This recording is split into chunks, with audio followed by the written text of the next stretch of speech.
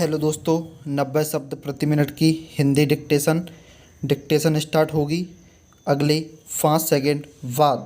1 2 3 yes start. सभापति महोदय, गत 30 साल से स्थिति में कोई विशेष सुधार नहीं आया है। स्थिति के हल के लिए हिंदी भाषा का विकास भी नहीं हुआ है। यह संशोधन केवल हिंदी भाषी क्षेत्रों पर लागू होता है। अन्य क्षेत्रों के बारे में सरकार ने क्या खूब कहा है। समय की मांग है कि न्याय पूरे देश में क्षेत्रीय भाषाओं में ही प्रदान किया जाए। इसलिए यदि सरकार सभी क्षेत्रीय भाषाओं में अनुवाद के लिए एक व्यापक संशोधन विधेयक लाती तो अच्छा होता, लेकिन दुर्भाग्य से ऐसा नहीं किया गया है। मेरे मत से भारत सरकार को तथा सरकारी संस्थाओं को भाषा के संबंध में कोई एक आधारभूत नीति अपनानी चाहिए तथा कोई भी भाषा उन लोगों तक थोपी ना जाए जो उस भाषा को ग्रहण करने के लिए अभी तैयार नहीं है। भाषा तथा भाषा के बीच किसी प्रकार का भेदभाव नहीं होना चाहिए। भाषा के संबंध में कोई अनिवार्यता नहीं होनी चाहिए। विभिन्न भाषाई लोगों के मध्य अनावश्यक बाधाएं ना हों। पैरा त्रिभाषा सूत्र सर्वसम्मति से स्वीकार किया गया था। दुर्भाग्य से संसद द्वारा दिए गए वचन को कार्य रूप में लागू नहीं किया गया। इससे कठिनाइयाँ उत्पन्न हुईं। आज भी हिंदी भाषी क्षेत्रों के हमारे मित्रों ने दक्षिण की भाषाओं को नहीं सीखा है। मुझे मालूम है कि आखिरकार हिंदी राष्ट्र की भाषा है, इसका कोई विकल्प नहीं है, लेकिन साथ ही अंग्रेजी को भी बने रहना है।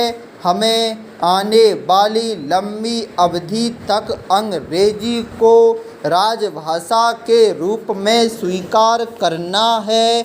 हमारे जैसे बड़े राष्ट्र में 2 राजभाषाएं हो सकती हैं। इसके साथ हमें क्षेत्रीय भाषाओं का भी विकास करना चाहिए। वे क्षेत्रीय भाषाएं हैं, लेकिन हमने उन्हें राष्ट्रीय भाषाओं के रूप में उनके महत्व के कारण स्वीकार किया है। आज हम अधिक से अधिक कट्टरपंथी और संकीर्ण विचारधारा वाले बन रहे हैं। भारत तो केवल बातचीत का एक माध्यम है।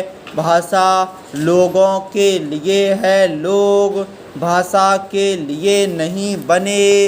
अतः भाषा के प्रश्न को प्रतिष्ठा का प्रश्न नहीं बनाया जाना चाहिए। पैरा मंत्री जी को यह घोषणा करनी चाहिए कि वह संविधान में 8वीं अनुसूची में सम्मिलित सभी भाषाओं में संविधान के अनुवाद का कार्य आरंभ करें। भारत के लोगों को अपनी भाषा में अपना संविधान बनाना चाहिए। जो संशोधन प्रस्तुत किए गए हैं उनसे स्पष्ट है कि संविधान के हिंदी अनुवाद को प्राधिकृत किए जाने का दक्षिण भारत में कोई विरोध नहीं करता है।